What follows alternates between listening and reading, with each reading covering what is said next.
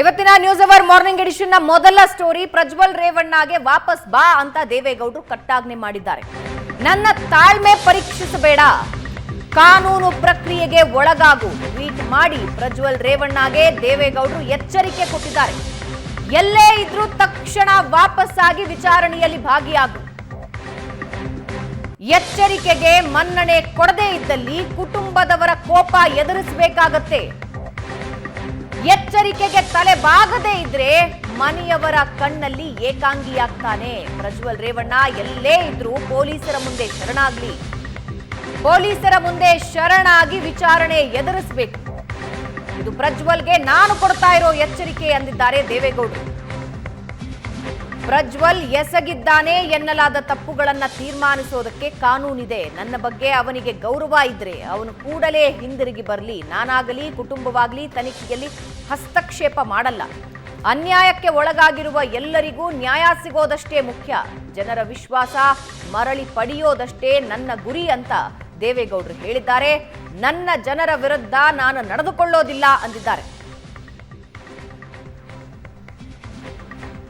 ಪ್ರಶಾಂತ್, ಕುಮಾರಸ್ವಾಮಿ ಎರಡೆರಡು ಎಚ್ಚರಿಕೆಗಳನ್ನು ಕೊಟ್ಟರು. 48 ಗಂಟೆಯಲ್ಲಿ ಬಂದು ಶರಣಾಗು, ಕಾನೂನು ಪ್ರಕ್ರಿಯೆ ಏನಿದೆ ಅದನ್ನು ಎದುರಿಸುವಂತ. ಈಗ ಸ್ವತಃ ದೇವೇಗೌಡರು ಪತ್ರ ಬರೆದಿದ್ದಾರೆ, ಟ್ವೀಟ್ ಮೂಲಕ ಎಚ್ಚರಿಸಿದ್ದಾರೆ. ಮುಂದೆ ಕುಟುಂಬದಿಂದ ದೂರ ಆಗಬೇಕಾಗತ್ತೆ, ಏಕಾಂಗಿ ಆಗಬೇಕಾಗತ್ತೆ ಅನ್ನೋ ಎಚ್ಚರಿಕೆ ಕೊಟ್ಟಿದ್ದಾರೆ. ತಾಳ್ಮೆ ಪರೀಕ್ಷಿಸಬೇಡ ಅಂದಿದ್ದಾರೆ. ನೋಡಿ, ನನ್ನ ಪ್ರಕಾರ ಯಾವುದೇ ಕುಟುಂಬದ ಅಜ್ಜಂದರಿಗೆ ಈ ರೀತಿಯ ಸ್ಥಿತಿ ಬರಬಾರ್ದು. ಅದು ಮಾಜಿ ಪ್ರಧಾನಿಗೆ ಬಹಿರಂಗವಾಗಿ ಮೊಮ್ಮಗ ನೀನು ಬಂದು ಕಾನೂನಿನ ಪ್ರಕ್ರಿಯೆಯಲ್ಲಿ ಭಾಗವಹಿಸು, ವಿದೇಶದಲ್ಲಿ ಎಲ್ಲಿದೆಯಾ ನೀನು ಬಂದು ಭಾಗವಹಿಸು, ನಮ್ಮ ಕುಟುಂಬದ ಬಗ್ಗೆ ಗೌರವ ಇದ್ದರೆ ಭಾಗವಹಿಸು ಅಂತಕ್ಕಂಥದ್ದನ್ನು ಹೇಳುವ ಸ್ಥಿತಿಯಲ್ಲಿ ಇವತ್ತು ಪಾಪ ಮಾಜಿ ಪ್ರಧಾನಿ ದೇವೇಗೌಡರಿದ್ದಾರೆ. ನಿಶ್ಚಿತವಾಗಿ ಈಗ ದೇವೇಗೌಡರು ಏನು ಹೇಳ್ತಿದ್ದಾರೆ, ನನಗೆ ಈ ರೀತಿಯ ಚಲನವಲನಗಳ ಬಗ್ಗೆ ಮಾಹಿತಿ ಇರಲಿಲ್ಲ, ಈ ರೀತಿಯ ಚಟುವಟಿಕೆಗಳ ಬಗ್ಗೆ ಮಾಹಿತಿ ಇರಲಿಲ್ಲ ಅಂತಕ್ಕಂಥದ್ದನ್ನು ದೇವೇಗೌಡರು ಹೇಳ್ತಿದ್ದಾರೆ. ಹೀಗಾಗಿ ನನಗೆ ಸ್ವಲ್ಪ ಐ ವಾಸ್ ಶಾಕ್ಡ್. ಸೊ ನನಗೆ ಸಮಯ ಬೇಕಾಯಿತು ಹೊರಗಡೆ ಬಂದು ಈ ರೀತಿಯ ಹೇಳಿಕೆಗಳನ್ನು ಕೊಡಲಿಕ್ಕೆ ಅಂತಕ್ಕಂಥದ್ದು ದೇವೇಗೌಡರು ಹೇಳ್ತಿದ್ದಾರೆ. ಹಾಗಿದ್ದಲ್ಲಿ ಕುಟುಂಬದ ಸಂಪರ್ಕ ಇಲ್ಲದೆ ಪ್ರಜ್ವಲ್ ರೇವಣ್ಣ ವಿದೇಶದಲ್ಲಿ ಓಡಾಡ್ತಿದ್ದಾರಾ? ಇದು ಕೂಡ ಪ್ರಶ್ನೆ. ಅಂದರೆ ಸರಿ, ದೇವೇಗೌಡರು ಬಹಿರಂಗವಾಗಿ ಇಲ್ಲ ಮೊಮ್ಮಗ ಬಂದು ಕಾನೂನಿನ ಪ್ರಕ್ರಿಯೆಯಲ್ಲಿ ಭಾಗವಹಿಸಬೇಕು ಅಂತಕ್ಕಂಥದ್ದನ್ನು ಹೇಳ್ತಿದ್ದಾರೆ. ಹಾಗಿದ್ದಲ್ಲಿ ಚುನಾವಣೆಯಾದ ರಾತ್ರಿಯೇ ನೀನು ಇಲ್ಲಿಂದ ಹೋಗು, ವಿದೇಶಕ್ಕೆ ಹೋಗ್ಬಿಡು, ಇಲ್ಲಿ ಈ ಪ್ರಕರಣ ದಿನದಿಂದ ದಿನಕ್ಕೆ ಇಂಟೆನ್ಸಿಫೈ ಆಗುತ್ತೆ ಅಂತಕ್ಕಂಥದ್ದನ್ನು ಹೇಳಿದವ್ರು ಯಾರು? ಹಾಗಿದ್ರೆ ಕುಟುಂಬ ಹೇಳ್ತಾ, ಪ್ರಜ್ವಲ್ ಇಂಡಿಪೆಂಡೆಂಟ್ಲಿ ಲಾಯರ್ಗಳ ಅಡ್ವೈಸನ್ನು ತೆಗೆದುಕೊಳ್ತಾ ಇದ್ರು, ಅವ್ರು ಯಾರಾದರೂ ಹೇಳಿದ್ರ?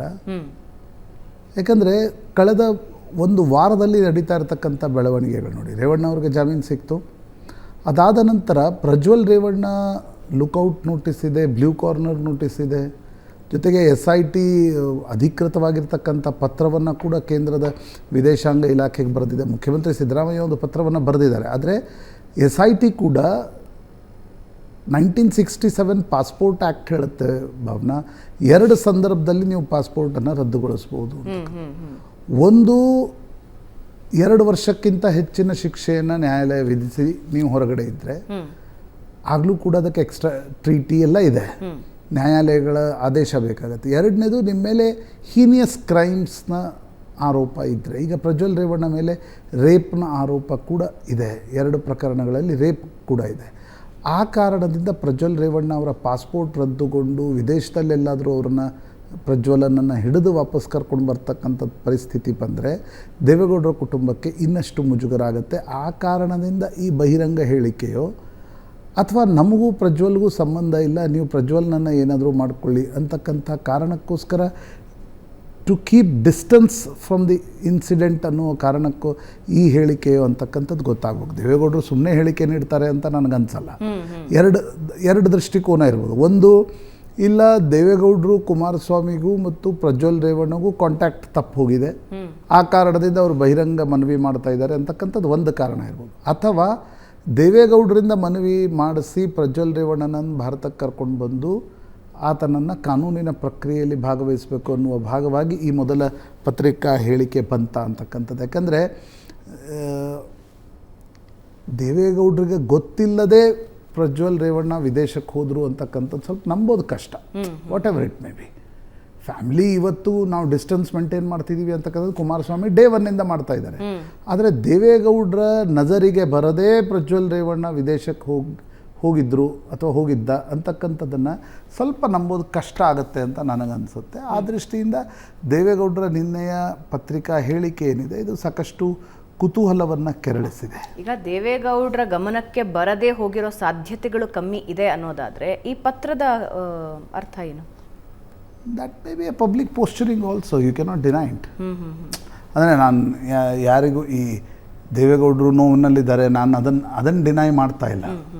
ಬಟ್ ಪೊಲಿಟಿಕಲ್ ಫ್ಯಾಮಿಲೀಸ್ಗಳು ಪಬ್ಲಿಕ್ ಪೋಸ್ಚರಿಂಗ್ ಒಂದು ಮಾಡ್ತವೆ. ಒಂದು ಕಡೆ ಪ್ರಜ್ವಲ್, ಈಗ ನನ್ನ ಪ್ರಶ್ನೆ JDS ಇದಕ್ಕೂ ಕೂಡ ಉತ್ತರ ಕೊಡಬೇಕಾಗತ್ತೆ. ಬೇರೆ ಎಲ್ಲ ನೋಡಿ, SIT ಒಂದು ರೀತಿ ಮ್ಯಾನಿಪುಲೇಷನ್ ಮಾಡ್ತಾ ಇಲ್ವಾ? ಮ್ಯಾನಿಪುಲೇಷನ್ ಮಾಡ್ತಾ ಇದೆ. ಗೌರ್ಮೆಂಟ್ ಅದನ್ನು ಬ್ಯಾಕ್ ಸೀಟ್ ಡ್ರೈವಿಂಗ್ ಮಾಡ್ತಾ ಇಲ್ಲ, ಮಾಡ್ತಾ ಇದೆ. ನಾನು ಅದನ್ನು ಇಲ್ಲ ಅಂತಿಲ್ಲ. ಆದರೆ ದೇವೇಗೌಡರ ಗಮನಕ್ಕೆ ಬರದೆ ಪ್ರಜ್ವಲ್ ರೇವಣ್ಣ ವಿದೇಶಕ್ಕೆ ಹೋದ, ದೇವೇಗೌಡರ ಗಮನಕ್ಕೆ ಬರದೆ ಪ್ರಜ್ವಲ್ ರೇವಣ್ಣ ಅಲ್ಲೇ ಕುಳಿತುಕೊಂಡು ಬೇರೆ ಬೇರೆ ಕಡೆ ದೇಶ ಸುತ್ತಾ ಇದ್ದಾನೆ ಅಂತಕ್ಕಂಥದ್ದು ನಂಬೋದು ಕಷ್ಟ. Who is providing him logistics? ಈಗ ಯಾವುದೇ ಒಬ್ಬ ಪ್ರಜ್ವಲ್ ಅಂತ ಒಬ್ಬ ಸಾಮಾನ್ಯ ಅಂದರೆ ಒಂದು ಟರ್ಮ್ನ ಸಂಸದ ವಿದೇಶದಲ್ಲಿ ಹಾಗೆ ಎಲ್ಲೆಲ್ಲೋ ಹೋಗಿ ಓಡಾಡೋಕ್ಕಾಗಲ್ಲ. ಹೌದು, ಇರ್ಬೋದು, ದುಡ್ಡಿದ್ದು ಓಡಾಡ್ಬೋದು, ಅದು ಬೇರೆ ನಾನು ವಿಚಾರ ಹೇಳ್ತಿರ್ತಕ್ಕಂಥದ್ದು. ಆದರೆ ನೀವು ಇಲ್ಲಿನ ಕಾನೂನಿನ ಪ್ರಕ್ರಿಯೆ ಬಗ್ಗೆ ನಿಶ್ಚಿತವಾಗಿ ಆತನಿಗೆ ಮಾಹಿತಿ ಇರುತ್ತೆ, ವಕೀಲರ ಒಂದು ಅಡ್ವೈಸ್ ಇರುತ್ತೆ. ಇಲ್ಲದೆ ಜರ್ಮನಿ, ಕತಾರ್ ಅಂತಕ್ಕಂಥದ್ದೆಲ್ಲ ಓಡಾಡ್ಲಿಕ್ಕೆ ಸಾಧ್ಯ ಆಗಲ್ಲ. ಯಾಕಂದರೆ ಒಂದು ಸಲ ಪಾಸ್ಪೋರ್ಟ್ ಏನಾದರೂ ರದ್ದುಗೊಡ್ಬಿಟ್ರೆ he will be the biggest trouble. ನೀವು ಭಾರತಕ್ಕೆ ಬರದೇ ಇರೋದೇ ನೀವು ತಪ್ಪಿತಸ್ಥ ದೋಷಿ ಅಂತಕ್ಕಂಥದ್ದು ಪ್ರೂವ್ ಮಾಡ್ದಂಗೆ ಅಂತಕ್ಕಂಥದ್ದು ಪಬ್ಲಿಕ್ ಪರ್ಸೆಪ್ಷನ್ ದೃಷ್ಟಿಯಿಂದ ಹೇಳ್ತಿದ್ದೀನಿ, ಕೋರ್ಟಲ್ಲಿ ಅಲ್ಲ, ಪಬ್ಲಿಕ್ ಪರ್ಸೆಪ್ಷನ್ ದೃಷ್ಟಿಯಿಂದ. ಆ ಕಾರಣದಿಂದ ನನಗನ್ಸುತ್ತೆ ದೇವೇಗೌಡರು ಇಷ್ಟು ದಿನ ಸುಮ್ಮನಿದ್ದು ಈಗ ಒಂದು ಪತ್ರಿಕಾ ಹೇಳಿಕೆಯನ್ನು ಕೊಡ್ತಾ ಇರ್ತಕ್ಕಂಥದ್ದು ನನಗನ್ಸುತ್ತೆ ಭಾವನಾ. ಇನ್ನೊಂದು ದೃಷ್ಟಿಯಿಂದ ನಾನು ಸ್ವಲ್ಪ ಪೊಲಿಟಿಕಲ್ ದೃಷ್ಟಿಯಿಂದ ನಾನು ನೋಡ್ತೇನೆ. ಜೂನ್ 4ಕ್ಕೆ ಫಲಿತಾಂಶ ಬರ್ತಾ ಇದೆ ಅಲ್ವಾ?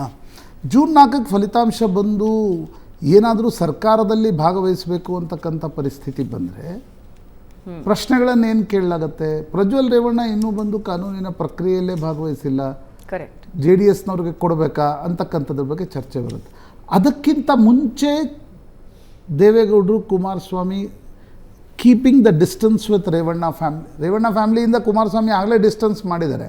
ಆದರೆ ಈ ಪ್ರಜ್ವಲ್ ರೇವಣ್ಣ ಎಲ್ಲಿದ್ದಾನೆ ಅಂತಕ್ಕಂಥದ್ದೇ ನಮ್ಗೆ ಗೊತ್ತಿಲ್ಲ ಅಂತ ಪಬ್ಲಿಕ್ನಲ್ಲಿ ಹೇಳುವುದರ ಮೂಲಕ ಆತನಿಗೂ ನಮಗೂ ಸಂಬಂಧ ಇಲ್ಲ ಅಂತಕ್ಕಂಥದ್ದನ್ನು ಹೇಳುವ ಪ್ರಯತ್ನ ಮಾಡ್ತಾ ಇದ್ದಾರೆ. ಆ ನರೇಟಿವ್ ಬಿಲ್ಡ್ ಪ್ರಯತ್ನ ಇದೆಲ್ಲವೂ ನಡೆಯುತ್ತೆ. ನಾನು ಯಾವುದನ್ನು ಅಲ್ಲಗಳೆಲ್ಲ, ಯಾಕಂದರೆ ಈಗ ಬಹಿರಂಗವಾಗಿ ಹೇಳಿದ್ದನ್ನೇ ನಾವು ಅರ್ಥೈಸ್ಕೊಳ್ಬೇಕು ಅಂತಕ್ಕಂಥದ್ದೇನಿಲ್ಲ. ಕರೆಕ್ಟ್, ಕಣ್ಣಿಗೆ ಕಾಣದ ಅನೇಕ ಸಂಗತಿಗಳು ನಡೀತಾ ಇರ್ತವೆ. ಬಟ್ ನನಗೆ ಪರ್ಸ್ನಲಿ ಪ್ರಜ್ವಲ್ ಕುಟುಂಬದ ಸಹಾಯ ಇಲ್ಲದೆ ವಿದೇಶದಲ್ಲಿ ಅಲ್ಲಿ ಇಲ್ಲಿ ಓಡಾಡ್ತಿದ್ದಾನೆ ಅಂತಕ್ಕಂಥದ್ದು ನಂಬಕ್ಕಾಗಲ್ಲ. This is very difficult. ಇವತ್ತು ಕರೆಕ್ಟಾಗಿ 10 ದಿನ ಇದೆ ರಿಸಲ್ಟ್. ಯಾಕಂದರೆ ದೇವೇಗೌಡರು ಮತ್ತು ಕುಮಾರಸ್ವಾಮಿ ಹಿಂದೆ ಈ ಮುಖ್ಯಮಂತ್ರಿ BJP ಜೊತೆಯ ಮೈತ್ರಿಯ ಸಂದರ್ಭದಲ್ಲೂ ಕೂಡ ಇದೇ ಮಾತನ್ನು ಹೇಳ್ತಾ ಇದ್ರು. ಇಲ್ಲ, ನನಗೆ ದೇವೇಗೌಡರಿಗೆ ಗೊತ್ತಿಲ್ಲದೆ ನಾನು ಮಾಡಿದೆ ಅಂತ. ನಾನು ಯಾವುದನ್ನೂ ಅಲ್ಲಗಳಿತಾ ಇಲ್ಲ, ದಟ್ ಇಸ್ ಪಬ್ಲಿಕ್ ಪೋಸ್ಚರಿಂಗ್. ಬಟ್ ಅನೇಕರು ಹೇಳ್ತಾರೆ ದೇವೇಗೌಡರಿಗೆ ವಿಷಯಗಳು ಗೊತ್ತಿತ್ತು. ಹಾಗಾಗಿ ಏನಿದೆ ಅಂತಕ್ಕಂಥದ್ದು ಆ ಕುಟುಂಬಕ್ಕೆ ಗೊತ್ತು. ಬಟ್ ಒಂದು ಅರ್ಥ ಆಗುತ್ತೆ ಭಾವನಾ, 91 ವರ್ಷದ ಒಬ್ಬ ಮುತ್ಸದ್ದಿ ದೇವೇಗೌಡರಂಥ ನಾಯಕನಿಗೆ ಅವರ ಮೊಮ್ಮಗನ ಈ ರೀತಿಯ ಆರೋಪಗಳು ಏನು ಬಂದಿವೆ ಅದು ಘಾಸಿಯಂತ್ರಗೊಳಿಸುತ್ತೆ. ಈಗ ಮೊಮ್ಮಗ ಅಂತ ಸಹಾಯ ಮಾಡಬಾರ್ದು, ಅದು ಬೇರೆ ಪ್ರಶ್ನೆ. ಮಾಡ್ತಾ ಇಲ್ವಾ, ದಟ್ಸ್ ಬೇರೆ ಪ್ರಶ್ನೆ. ಆದರೆ ನಿಮಗೆ ಘಾಸಿಗೊಳಿಸುತ್ತೆ. ಈ ರೀತಿಯ ಆರೋಪಗಳಿಗೆ ಏನು ಉತ್ತರ ಕೊಡ್ತೀವಿ? ಹಿಂದೆ ರಾಮಕೃಷ್ಣ ಹೆಗಡೆ ಅವರು ಇದ್ದಾಗ ಅವ್ರ ಮೇಲೆ ಲೋಕಾಯುಕ್ತ ಪ್ರಕರಣ ಮಾಡಿದ್ರು. ಫಸ್ಟ್ 83 ಗೌರ್ಮೆಂಟಲ್ಲಿ ದೇವೇಗೌಡರು ಹೋಗಿ ರಾಜೀನಾಮೆ ಕೊಟ್ಟಿದ್ರು. ನಾನು ಅಲ್ಲಿಂದಲೇ ಅವ್ರ ಹೋರಾಟ ಶುರುವಾಗಿತ್ತು, ದೇವೇಗೌಡರು ರಾಮಕೃಷ್ಣ ಹೆಗಡೆ ಅವರ ಹೋರಾಟ. ಯಾಕಂದರೆ ಒಂದು ಪ್ರಕರಣ ದಾಖಲಾಗಿದೆ ಅಂತಕ್ಕಂಥದ್ದು. ಈ ರೀತಿಯ ಪ್ರಕರಣದಲ್ಲಿ ನೀವು ಉತ್ತರ ಏನು ಕೊಡಬೇಕು ಪಾಪ ದೇವೇಗೌಡರು? Right, correct. ನೋಡೋಣ, ಪ್ರಜ್ವಲ್ ರೇವಣ್ಣ ಬರ್ತಾರ? ಅದೇ ಯಕ್ಷ ಪ್ರಶ್ನೆ ಆಗಿದೆ. ಇನ್ನು ಎಲೆಕ್ಷನ್ ರಿಸಲ್ಟ್ ಬರ್ತಾರೆ. ರಿಸಲ್ಟ್ ಆದಮೇಲೆ ಸರ್ಕಾರ ರಚನೆ ಕೇಂದ್ರದಲ್ಲಿ ಆದಮೇಲೆ ಬರ್ತಾರೆ ಅಂತ ನನಗನ್ಸುತ್ತೆ.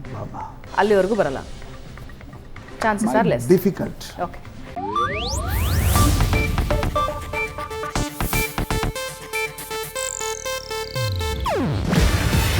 ಇದು ಏಷ್ಯಾನೆಟ್ ನ್ಯೂಸ್ ನೆಟ್ವರ್ಕ್ ಪ್ರಸ್ತುತಿ. ನೀವು ನೋಡ್ತಿದ್ದೀರಾ ಏಷ್ಯಾನೆಟ್ ಸುವರ್ಣ ನ್ಯೂಸ್.